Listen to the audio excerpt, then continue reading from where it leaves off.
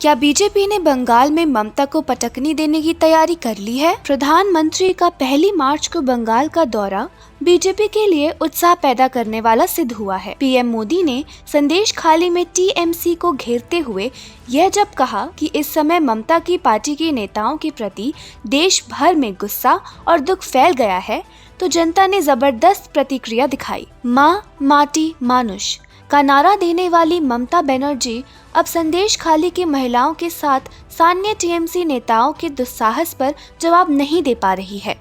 शाहजहां शेख को पार्टी से 6 साल के लिए निकालने के फैसले को ममता का रक्षात्मक कदम माना जा रहा है, जो उनकी फायर ब्रांड पॉलिटिक्स के विपरीत व्यवहार है। शायद अब ममता के लिए संदेश खाली से हुए नुकसान से बचने का समय निकल गया है, क्योंकि ममता दीदी ने पीड़ित महिलाओं द्वारा मांगी गई मदद के प्रति उदासीनता का भाव दिखाया था। उल्टे पश्चिम बंगाल की सरकार ने टीएमसी के बदनाम नेता की सुरक्षा को प्राथमिकता दी। अपराध और भ्रष्टाचार बनेंगे ममता के खिलाफ मुद्दे। अब बीजेपी यह भुनाने में लगी है कि उसके दबाव में बंगाल पुलिस ने आरोपी शाहजहां शेख को गिरफ्तार किया। जब संदेश खाली की बहनों ने अपनी आवाज बुलंद की, ममता दीदी से मदद मांगी, उन्हें बदले में क्या मिला?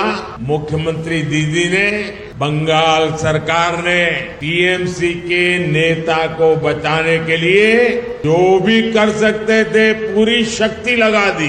बीजेपी के दबाव में इन सारे नेताओं ने रात दिन लड़ाई लड़ी, माताओं बहनों के सम्मान के लिए लड़ाई लड़ी, लाठियां खाई, मुसीबतें झेली। बीजेपी के दबाव में आखिरकार कल बंगाल पुलिस ने आपकी ताकत के सामने झुक करके उस आरोपी को गिरफ्तार करना पड़ा।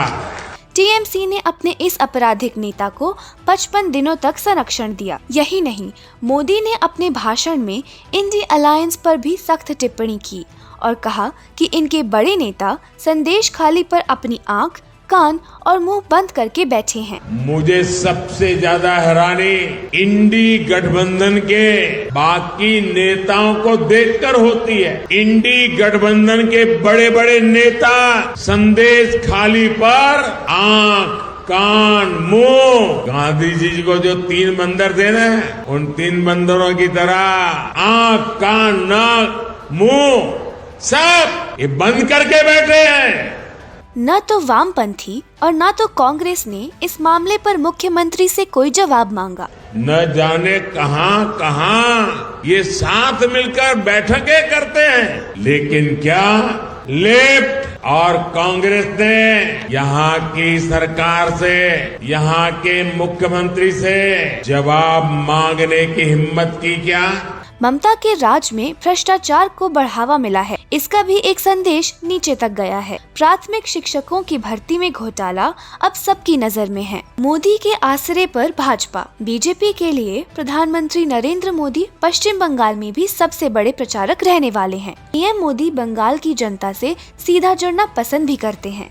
फिर एनडीए की सरकार के पास दर्जनों महत्वाकांक्षी विकास परियोजनाओं की सफलता का श्रेय है। बीजेपी बार बार यह संदेश दे रही है कि पीएम मोदी पश्चिम बंगाल को बदलने की कई महत्वाकांक्षी योजनाओं को ममता बनर्जी के अड़ियल रुख के कारण लागू नहीं कर पाते। पीएम मोदी ने यह भी टिप्पणी की है कि जब मैं बंगाल आया हूं तो कह सकता हूं कि आज का भारत उनके सपने को पूरा कर रहा है। पिछले 10 वर्षों में भारत द्वारा हासिल की गई उत्कृष्ट ऊंचाइयों के कारण विदेशों में भी भारत की धाक बनी है।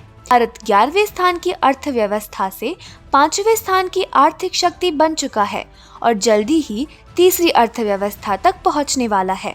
G20 की अध्यक्षता, चंद्रयान की सफलता और राम मंदिर का निर्माण बीजेपी बंगाल में भी भुनाने के लिए तैयार है। बीजेपी के अनुसार मोदी ने जो काम किया है, दुनिया के किसी और देश के नेता ने नहीं किया। ममता आंतरिक रूप से कई मोर्चों पर घिरी हुई है। अटकलें तो यह भी लगाई गई हैं कि पार्टी सुप्रीमो ममता बनर्जी और उनके भतीजे अभिषेक बनर्जी के बीच भी इन दिनों संवादहीनता बनी हुई है। काफी समय से अभिषेक ने अपनी गतिविधियां सीमित कर दी हैं। वह ज्यादातर समय अपने निर्वाचन क्षेत्र डायमंड हार्बर को दे रहे हैं। खासकर बंगाल को केंद्र की ओर से कथित रूप से कम संसाधन धन देने के मामले में ममता बनर्जी के विरोध प्रदर्शन से अभिषेक बनर्जी गायब नजर आए। उनकी यह अनुपस्थिति पार्टी के भीतर दरार की अफवाह को और हवा दे रही है। सभी पार्टी सांसदों को भाग लेने के निर्देश के बावजूद अभिषेक बनर्जी नहीं आए थे। कहा जा रहा है कि पार्टी में दो गुट बन गए हैं। टीएमसी के दो दिग्गज पार्थ चैटर्जी और सुब्रत बख्शी काफी समय से अभिषेक बनर्जी से नाराज चल रहे हैं। पिछले दिनों उन्होंने पद छोड़ने की धमकी भी दी थी। संसद सदस्य सुदीप बंदोपाध्याय भी काफी दिनों से खुद को अलग थलग महसूस कर रहे हैं। मोदी की बढ़ती लोकप्रियता से ममता बनर्जी का आधार कमजोर। इंडिया टुडे के अनुसार सर्वे में शामिल बंगाल के लगभग 55% उत्तरदाता मोदी को फिर से प्रधानमंत्री बनाने के पक्ष में हैं। इसका सीधा सा मतलब है कि बंगाल के मतदाताओं का एक बड़ा वर्ग केंद्र में भाजपा सरकार चाहता है और वह ममता बनर्जी की पार्टी को दूसरी प्राथमिकता पर रखता है। बंगाल के 42 लोकसभा क्षेत्रों में से पिछले चुनाव में 18 सीटें जीतने में सफल रही थी। तब उसे 40.25% वोट मिले थे। अब जो सर्वेक्षण आ रहे हैं उससे पता चलता है कि बंगाल में ज्यादातर लोग नरेंद्र मोदी को प्रधानमंत्री के रूप में देखना चाहते हैं।